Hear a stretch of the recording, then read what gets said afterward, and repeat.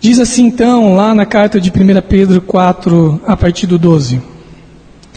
Amados, não estranheis a aprovação que como fogo vos sobrevém, como se vós tivesse acontecendo alguma coisa estranha. Mas alegrai-vos por serdes participantes do sofrimento de Cristo, para que também vos alegreis e exulteis na revelação da sua glória. Se sois insultados por causa do nome de Cristo, sois abençoados, porque sobre vós repousa o Espírito da glória, o Espírito de Deus. Mas nenhum de vós sofra como homicida, ladrão, praticante do mal, ou como alguém que se intromete nos negócios alheios. Mas, se sofrer como cristão, não se envergonhe disso. Pelo contrário, glorifique a Deus com esse nome. Porque chegou a hora de começar o julgamento pela casa de Deus, e se começa por nós, qual será o fim daqueles que desobedecem ao Evangelho de Deus? E se para o justo é difícil ser salvo, onde comparecerá o ímpio pecador? Portanto, os que sofrem segundo a vontade de Deus devem confiar a vida ao fiel Criador, praticando o bem. Oremos. Amado Senhor, aqui estou como servo do Senhor, tenha misericórdia de mim e que Teu Santo Espírito haja sobre minha vida e ajude a levar a Tua palavra e honrar o Teu nome com isso. Permita também que a palavra do Senhor possa cair num coração disposto a obedecer. Dê entendimento, sabedoria a todos nós. É assim que eu oro em nome de Jesus. Amém. Muito bem, amados. Temos vivido momentos difíceis, muito difíceis. Meu Deus. E sabe que este texto fica algumas perguntas para nós. As perguntas que vamos tentar responder nessa noite é: ora as bolas, por que sofremos? Por quê? Por que o justo, por que o cristão sofre? E por quê? O que Deus quer com isso tudo? Como Deus quer que a gente olhe o sofrimento enquanto a gente está aqui na terra? Essa mensagem foi motivada pelos momentos difíceis que nós temos passado. E principalmente quando a gente começa a ver mortes de pessoas queridas, amigos, sofrendo, pessoas agonizando. Nós passamos por luta, nós estamos sofrendo, a dor é intensa. Eu acho que a palavra de Deus tem a resposta e pode nos ajudar a passar por esse momento. Por isso que o tema dessa mensagem é o sofrimento e a vida cristã. Muito bem. Quem escreveu essa carta, a carta de 1 Pedro, é um dos apóstolos de Cristo, escritor do livro de Atos também. Essa carta foi escrita provavelmente em Roma, e aqui na carta de 1 Pedro, em 5,13, ele diz que foi escrito na Babilônia, mas provavelmente deve ter escrito em Roma. Ela foi endereçada a irmãos dispersos nas províncias romanas. Quais são essas províncias? Lá em 1 Pedro 1, diz que essas províncias eram o Ponto, a Galácia, Capadócia, Ásia e Bitínia. Essas regiões foram evangelizadas e muitos judeus se converteram, creram em Cristo Jesus, pagãos. Mas essas regiões estavam sob o domínio do Império Romano. Essas regiões, inclusive, algumas delas foram evangelizadas pelo apóstolo Paulo, a destacar a Galácia. Essas regiões sofriam por perseguições. O primeiro século da era cristã, da igreja, foi muito difícil. E até o século IV só vai piorar. Ser cristão nesse momento, nessas províncias do Império Romano, estava sujeito ao ódio dos pagãos e dos judeus incrédulos. Injúrias, calúnias, apreensão de bens, aprisionamento e morte fazia parte da vida desses cristãos. Não era nada fácil.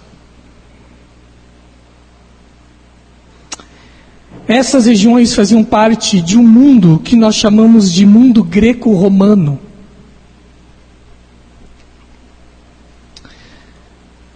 Que ficava ali na região do Mediterrâneo, Península Balcânica, onde hoje fica a Grécia, que vai surgir uma importante civilização, a civilização grega, que vai influenciar a civilização romana, que ficava na Península Itálica. Com o Império Romano, Roma vai dominar vastas regiões, praticamente todo o norte da África, parte da Ásia e a Europa Ocidental. Quais são as características dessa civilização greco-romana? Do ponto de vista religioso, o que predominava eram religiões politeístas. Politeísmo significa crença em vários deuses. Você deve ter ouvido falar sobre a Ilíada de Homero. Você ouviu falar de Zeus, Poseidon.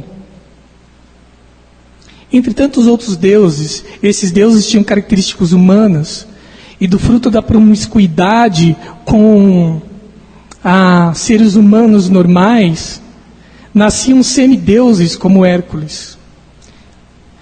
Os deuses politeístas refletiam muito da natureza humana. E Roma vai espelhar esses deuses. Praticamente só vai mudar o nome com os mesmos atributos e características. Ora, por que isso é importante? Porque como cristãos, nós acreditamos num único Deus. Ou seja, esses irmãos sofriam a pressão dos judeus, apesar de serem monoteístas, mas sofriam a pressão dos pagãos, que acreditavam em vários deuses. E também existiam umas religiões que os estudiosos chamam de religiões dos mistérios, que tinham rituais secretos e coisas do tipo. Outra característica dessa civilização é que o Império Romano, como característica dos impérios da antiguidade clássica, eles eram teocráticos. Teo, Deus, crático, poder. Os estados que surgiram nesse período, a religião e a política, o Estado se misturavam. Se misturavam. Não é como hoje que o Estado é laico. Há uma separação clara entre Estado e Igreja. E por que isso é importante para a gente entender esse contexto? É porque no ano 27 a.C., o imperador Augustus vai se tornar o primeiro imperador do Império Romano. Além de se tornar o primeiro imperador do Império Romano, ele vai receber o título de Augustus, que significa divino. A partir daquele momento, os imperadores tinham um título de divino, de ser divino, filho dos deuses. Logicamente, como cristãos, esses cristãos não adoravam o imperador como um deus. Reconheciam ele politicamente, mas não divinamente. E qual é o problema disso?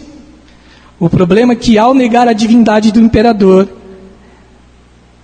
na mente dos pagãos, os cristãos negavam o Estado. Porque religião e Estado, política se misturavam. Logo, os cristãos eram considerados um grupo de subversivos. Outra curiosidade sobre esse período é que alguns grupos acreditavam que os cristãos eram antropófagos. O que é isso? Vocês vão entender. Eles escutavam umas histórias que uma vez por semana os cristãos se reuniam para beber o sangue e comer a carne de alguém. Nós estamos falando da ceia. Mas muitos temiam os cristãos porque não entendiam o simbolismo da ceia e o sacrifício de Cristo. Enfim, amados, tudo isso levou à perseguição que só vai se intensificar a partir da década de 60 da era cristã. E isso só vai terminar no ano 313, com o Edito de Milão, assinado pelo imperador Constantino, já no século IV. E com esse edito, o imperador Constantino dá liberdade aos cristãos cultuarem, e em 379 o imperador Teodósio assina o Edito de Tessalônica e diz que agora o cristianismo se torna a igreja oficial do Império Romano. E com isso também tem a criação da Igreja Católica Apostólica Romana. Ou seja, muitos séculos depois, o cristianismo vai ter liberdade e vai ser oficial. Enquanto isso não acontece, nós teremos um período de muita perseguição. Aliás, essas perseguições só se intensificarão. Do final da década de 60 até o século IV, são basicamente, de forma sucessiva, 10 ondas de perseguições, que começa com Nero e o imperador romano Nero. E é por isso que Pedro morrerá, será crucificado, e Paulo será decapitado na Via Ápia, em Roma. É por causa dessas perseguições, então, que Pedro e Paulo morrerão. Portanto, nesse período que a carta foi escrita, no início da década de 60, as perseguições eram muito mais por não entender o cristianismo, por preconceito, mas as coisas vão se intensificar já no final da década de 60. Portanto, qual é a importância de entender este contexto? É que o foco desse livro tem por objetivo instruir os irmãos destas regiões a lidar com as perseguições e com os sofrimentos causados por tudo isso. Esse sofrimento causado por perseguições. Este é o foco do texto que nós lemos. O sofrimento causado pelas perseguições. No entanto, eu acho que esse texto também pode ser usado de forma ampliada, para entender não só aquele sofrimento causado pela perseguição, por crer em Cristo Jesus, mas também o sofrimento causado porque estamos nesse mundo.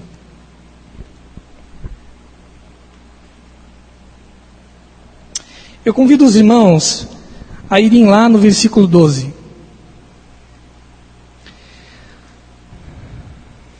Amados irmãos, não estranheis a provação que com fogo vos sobrevém, como se vós estivesse acontecendo alguma coisa estranha. A primeira coisa que a gente aprende nesse versículo é: o sofrimento faz parte da vida. O sofrimento faz parte da vida. Marca isso. O que eu quero dizer com isso? Eu quero dizer que o sofrimento é o padrão desse mundo. E por que isso, Tiago? Amados, nós somos descendentes de Adão. Por causa da queda de Adão e Eva, esse mundo é caído, é maldito. Nós somos pecadores. Qual foi o castigo de Adão e Eva? Diz que a mulher ia sofrer a dar à luz. Isso mostra a dificuldade de ampliar a descendência, de dar continuidade à descendência. Qual era o castigo do homem? De que ele tinha que suar, sofrer, para sobreviver, para ganhar o pão de cada dia. Sofrimento é o padrão depois da queda do homem. Não tem jeito. E a história da humanidade é a luta por evitar o sofrimento. '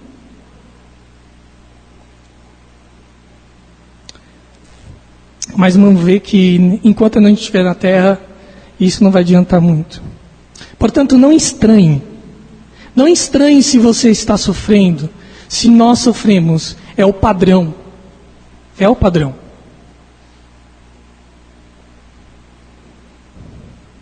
Estamos debaixo do juízo de Deus, portanto é natural, faz parte da nossa condição humana.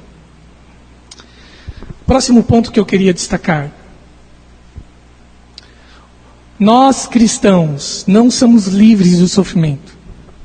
Entenda uma coisa, não é só porque você foi redimido por Cristo, porque você foi salvo por Cristo, porque você é cordeiro em Cristo Jesus, que você é especial e que você tem algum privilégio. Nós seremos somente transformados enquanto Deus nos chamar. Enquanto aqui nós sofreremos, o padrão vai ser a dor, o sofrimento.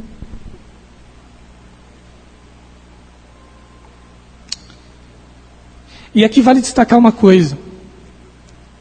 Tem muita igreja, principalmente igrejas neopentecostais, dizendo assim, olha, você perdeu o emprego, sua empresa quebrou, você não consegue comprar um carro porque tem pecado aí. Tem pecado. Qual que é o pecado? Principalmente a Igreja Universal do Reino de Deus, que na América Latina é conhecida como pare de sofrer. Pare de sofrer. Mas a Bíblia, Deus nunca prometeu que por causa de seguirmos Cristo Jesus, por ter fé em Cristo Jesus, nós não iríamos mais sofrer.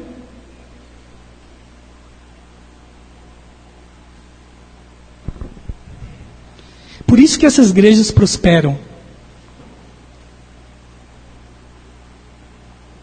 Porque a lógica é, se você vir aqui, se você participar, se você desanimar, você vai ter sucesso, você vai conseguir, você não vai sofrer mais. Outra coisa, Deus, não é o Deus dos seus caprichos. Essas igrejas principalmente fazem isso. Parece que Deus está nas mãos dessas igrejas. Ele é usado em benefício dos desejos dos seres humanos. Não!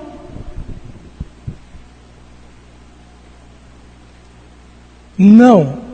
A Bíblia não fala disso. Não é porque nós somos cristãos que nós não iremos sofrer. Nós sofremos. E o duro dessa história é que muitas vezes a gente não entende, é isso que mais dói em nós. Deus, na sua soberania, muitas vezes é misterioso, no sentido de que a gente não tem uma explicação na palavra, não sabemos o porquê, e dizemos porquê e porquê. Essa mensagem foi motivada porque um grande amigo que eu trabalhei, o Cosme, na rua daqui da cidade, a sua esposa faleceu de Covid. E eu fiquei imaginando por dias a dor dele, o sofrimento dele. Eu tenho certeza que ele está lá por quê?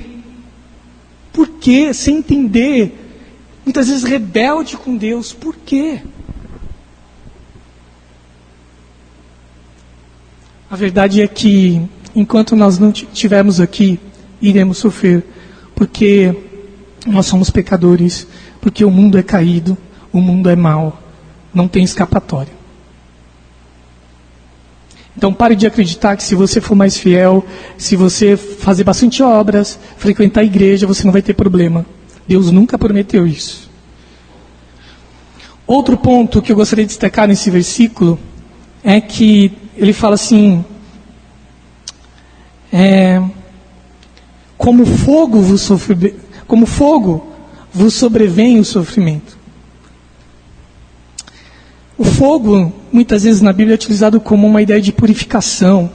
O fogo é capaz de derreter os metais e purificar, separar as impurezas dele, para deixar um ouro mais puro, mais limpo, como a prata. Sabe o que eu aprendo com isso? Que muitas vezes Deus usa o sofrimento para depurar a nossa fé. para limpar a nossa fé de coisas erradas, para nos desenvolver a nossa salvação. Eu sei que isso é difícil de entender, mas é assim que muitas vezes Deus age.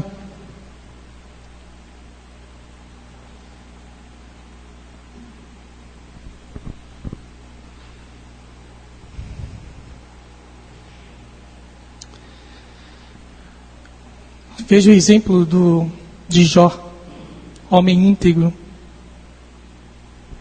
e mesmo assim sofreu tanto. Deus é soberano. Deus é soberano.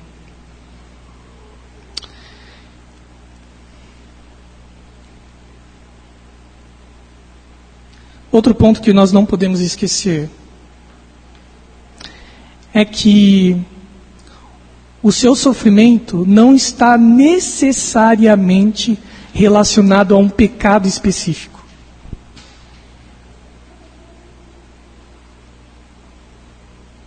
Dá para entender isso? O seu sofrimento não está necessariamente relacionado a um pecado específico. O exemplo disso é Jó.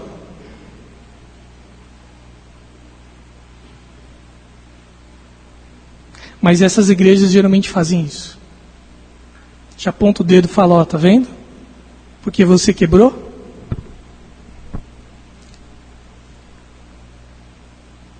O sofrimento depura a nossa fé, como conversamos. Muito bem, amados. Próximo ponto que eu gostaria com vocês está lá na partir do versículo 13 e 14.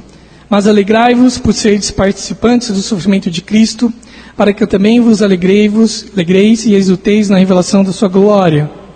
Se sois insultados por causa do nome de Cristo, sois abençoados, porque Cristo vos repousa ao Espírito da glória, ao Espírito de Deus.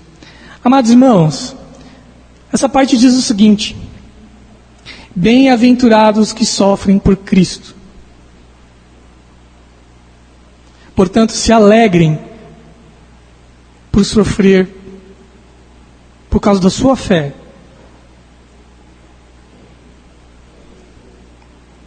E Cristo é o exemplo. Olha o que ele diz no versículo 13. Vocês são participantes do sofrimento de Cristo. O que significa isso? Pedro mostra que Cristo é o nosso exemplo de sofrimento e a certeza da nossa esperança de glória. Preste bem atenção. Se estamos unidos em Cristo Jesus, então, estamos unidos ao seu sofrimento. Se estamos unidos no seu sofrimento, estamos unidos na sua exaltação, porque Cristo ressuscitou. E também somos ressuscitados. Em outra palavra, quando ele foi crucificado, crucificados somos com ele. O sofrer dele é o nosso. Mas ele ressuscitou. Ressuscitados fomos com ele. Um dia voltará em glória. Então, com ele, gloriaremos. Cristo é o exemplo, que mesmo sendo Deus, veio à terra, se tornou 100% homem, 100% Deus, sofreu, padeceu por nós. Deixou de sofrer por ser Deus? Não, padeceu. Mas ele ressuscitou. E Deus promete, e nós ressuscitamos em Cristo Jesus, e Ele nos promete que um dia Ele voltará, e nós viveremos eternamente com Ele. Sabe o que nós aprendemos com isso? Que o consolo que a Bíblia oferece aos cristãos, em relação ao sofrimento, não está aqui. Toda esperança, todo conforto para o sofrimento, ele é sempre escatológico. Está no futuro. Quando viveremos eternamente na presença do nosso Deus, num lugar onde não existe pecado, dor, sofrimento.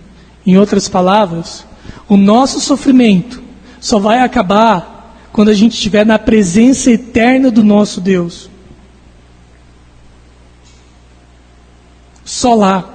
Lá é o lugar onde estaremos eternamente adorando ao nosso Deus, louvando, adorando, sem sofrimento, sem dor, sem medo, transformados por completo. Cristo é o exemplo. Portanto, somos cristãos, mas sofreremos com a esperança que um dia não sofreremos mais. Essa é a sua esperança? É nisso que você tem descansado o seu coração, mesmo diante das dificuldades? Cristo é o exemplo para todos nós de como lidar com o sofrimento.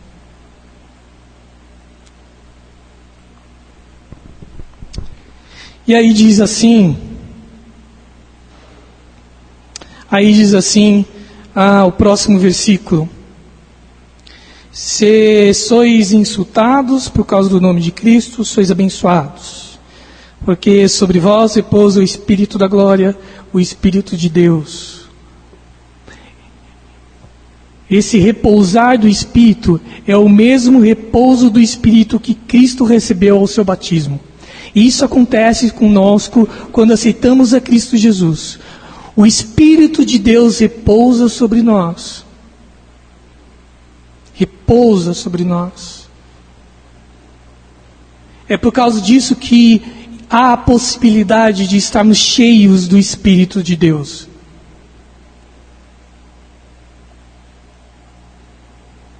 É como a Shekinah, a nuvem que representava a presença de Deus que descia ao templo, onde nem os profetas conseguiam entrar porque a presença de Deus era maravilhosa.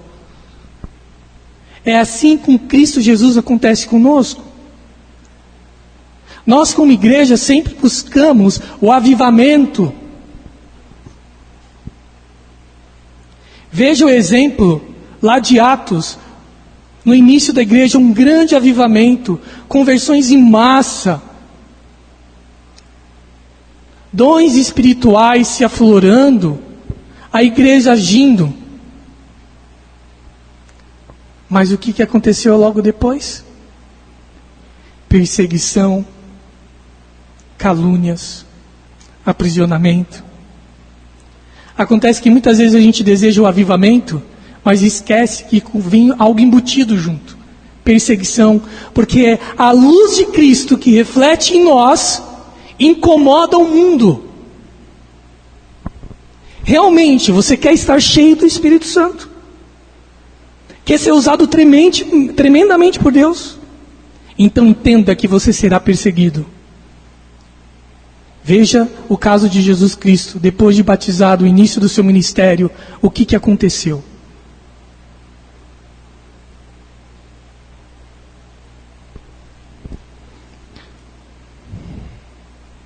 Portanto, amados, se buscamos o avivamento, lembre-se que vem algo embutido: o sofrimento. Próximo versículo.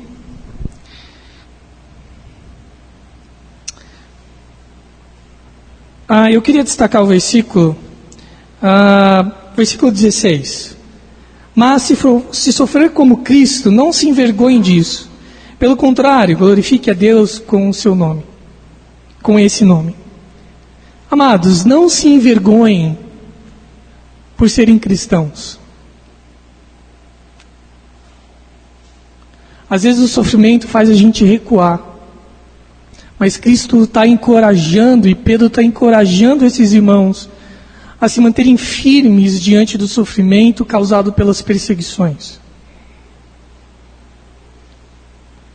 Você ainda é virgem? Nossa! Denizada! Nossa, você vai para a igreja? Nossa, você nunca deu PT? Devia muito até.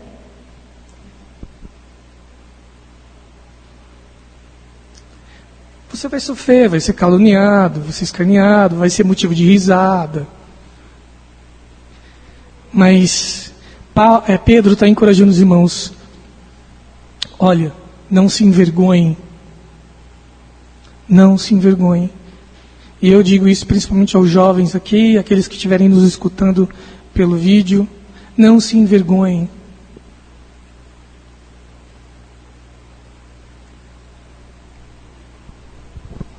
A gente vai entender o porquê.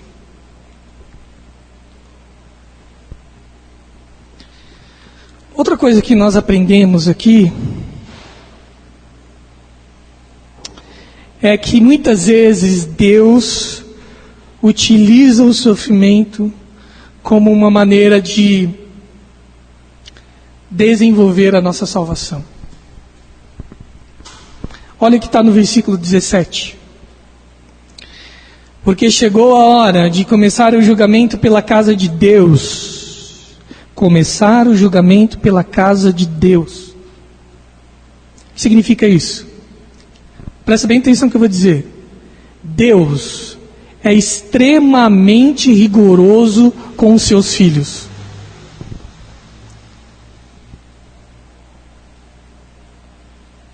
Deus é extremamente rigoroso com seus filhos. Sabe por quê? Porque Ele quer desenvolver a sua salvação. Ele quer que você seja salvo em Cristo Jesus. Que a sua caminhada seja desenvolvimento.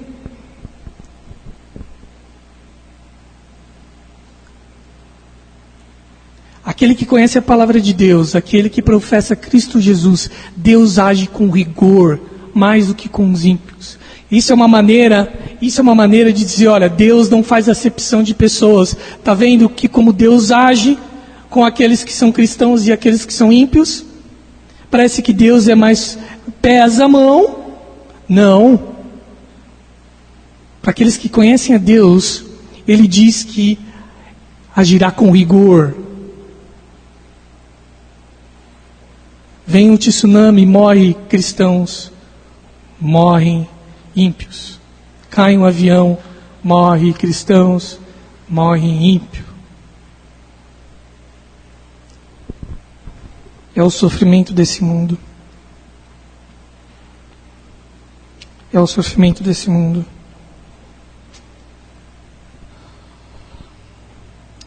Eu gostaria que vocês fossem lá para o versículo 15. A gente viu que nós somos bem-aventurados por sofrer por Cristo, certo? Mas tem cristão que diz que tem cristão malandro, que vem para o pastor e fala assim, pastor, estou sofrendo perseguição no meu trabalho, na minha família. Mas olha o que a palavra de Deus diz. Mas nenhum de vós sofra como homicida, ladrão, praticante do mal e como aquele que intromete nos negócios alheios. Sabe o que significa isso? Se você cometeu um pecado, se você é um chato, sabe aquele cara chato que fica intrometendo na vida dos outros, que mente para a esposa, que mente no trabalho, que não trabalha direito, não vem dar a desculpa que você está sendo perseguido. Você está pecando, você está errando. Você tem que ter responsabilidade sobre os seus atos e sobre sua vida cristã. Às vezes a gente sofre porque a gente comete pecados específicos. Veja, Pedro, ele não está negando que o sofrimento pode aumentar, pode acontecer por pecados específicos. Aquele momento que eu falei é que não necessariamente. Então, se você traiu a sua esposa, pode acontecer várias coisas. A pessoa que você transou pode engravidar e você terá um filho fora da sua família, do seu casamento, para sempre. Você vai ter que carregar isso, são as consequências. Talvez a sua esposa não vai voltar com você. É sua responsabilidade. Sofra as consequências. Você matou? Ora, você vai ser julgado, você pode ser encarcerado por anos. Sofra as consequências. É isso que Paulo está dizendo. Não venha dar desculpa porque eu sou cristão e eu estou sofrendo, estou sendo perseguido. Você tem que ter responsabilidade. Portanto, pense na responsabilidade enquanto cristão, trabalhador, pai, mãe. Tenha responsabilidade. Porque tudo aquilo que acontecer é responsabilidade e seu sofrimento pode aumentar. Suas escolhas. Não venha ficar revoltadinho com Deus. É verdade também que os erros dos outros nos afetam também. Mas aí é a misericórdia de Deus para nos ajudar. Tudo bem, está aqui, amados? Estamos finalizando, tá?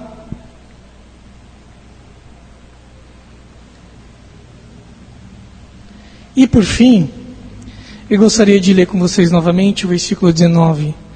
Diz assim: portanto, os que sofrem segundo a vontade de Deus devem confiar a vida ao fiel Criador, praticando o bem.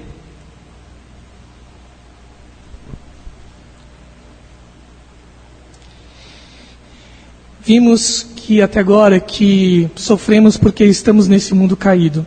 Não tem escapatória. Sofremos também pelos nossos pecados e pelos pecados dos outros. Sofremos também porque Deus permite, dentro da sua soberania, que muitas vezes não entendemos, não encontramos os porquês, as respostas. Mas Deus permite. Mas lembre-se de uma coisa, Deus é fiel. Devemos continuar confiando em Deus, como diz aqui o versículo. Os que sofrem segundo a vontade de Deus devem confiar. Continue confiando em Deus mesmo diante de uma dor profunda, do seu sofrimento.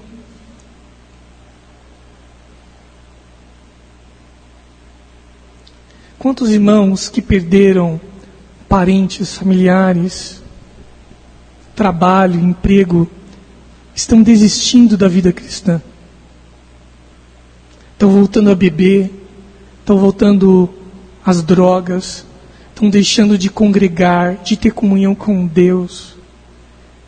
Pedro está encorajando esses irmãos, olha, a dor é profunda, mas continue confiando no Senhor.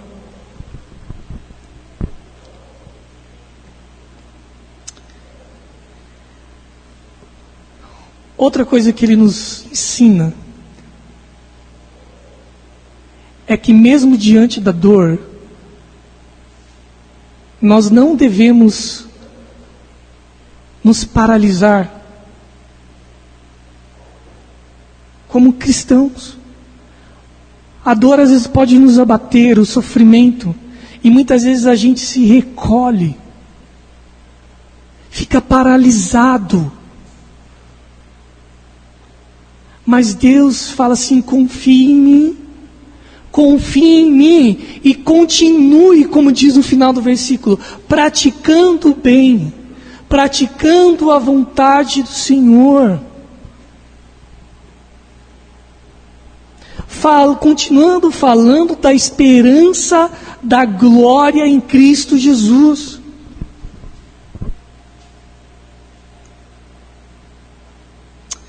O sofrimento, como cristãos, não pode nos paralisar. Eu sei que é difícil falar essas coisas quando a nossa vida está relativamente bem. Não dá para profetizar como nós nos reagiríamos a momentos muito difíceis, de muito sofrimento. Mas é meu dever encorajá-los a continuar confiando em Deus.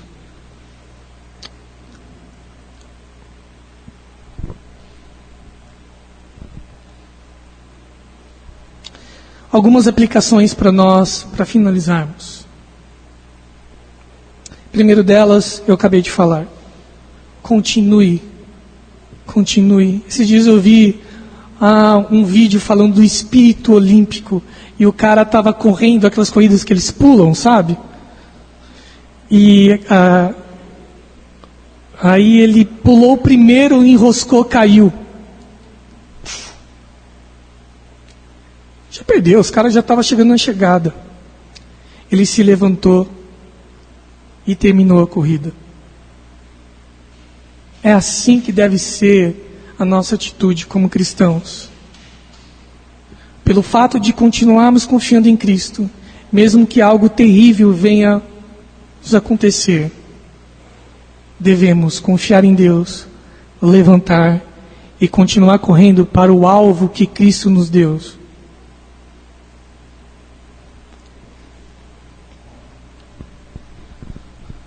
Outra aplicação. Eu não me lembro do versículo agora, mas diz assim: se a nossa vida, se aquilo que a gente pensa só é baseado nessa vida, então a nossa vida é muito infeliz. Deus nos convida a olhar numa perspectiva de eternidade.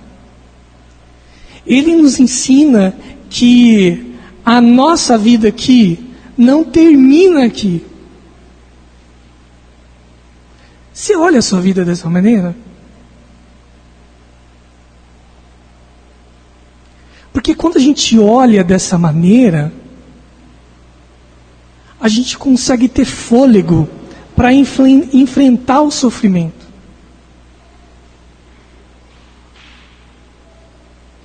Você sonha com a eternidade? Irmão, você tem sonhado com a eternidade?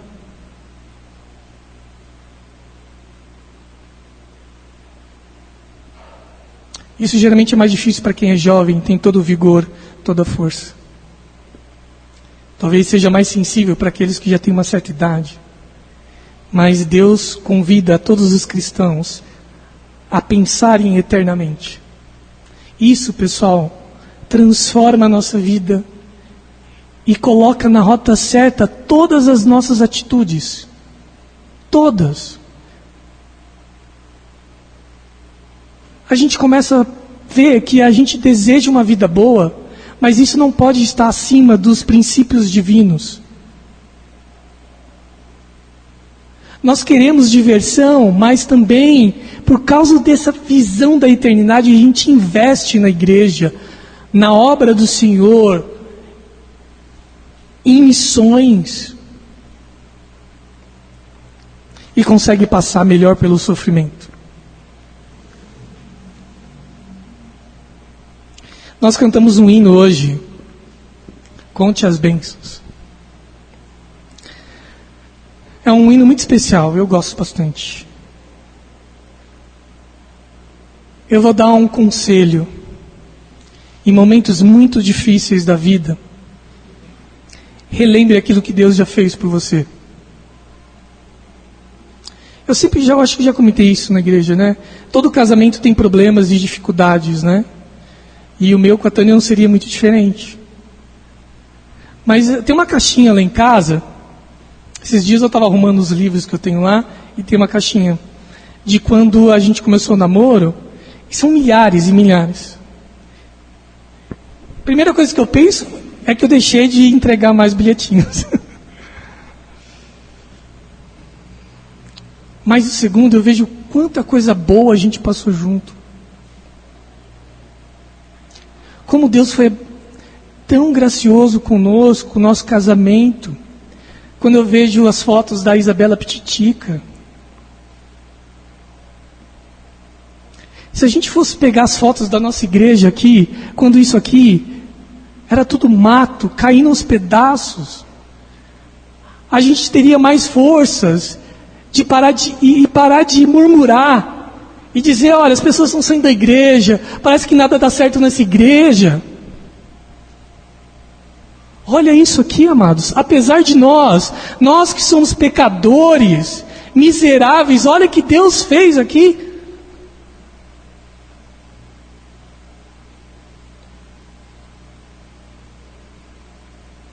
Temos a agradecer por Deus levantar um homem que está disposto esteve disposto e está disposto a continuar sendo pastor aqui.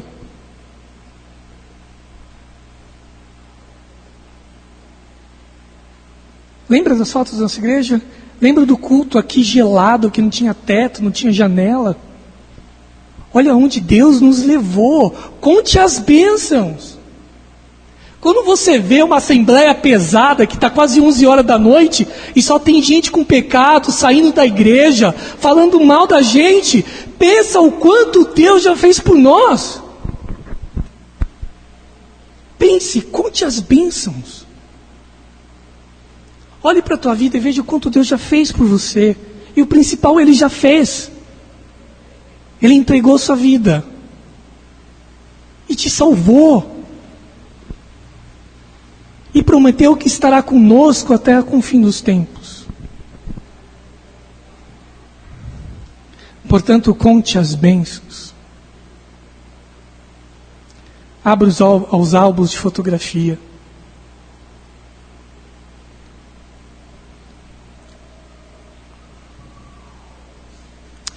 Eu queria estar lendo Jeremias 3, 21, 26.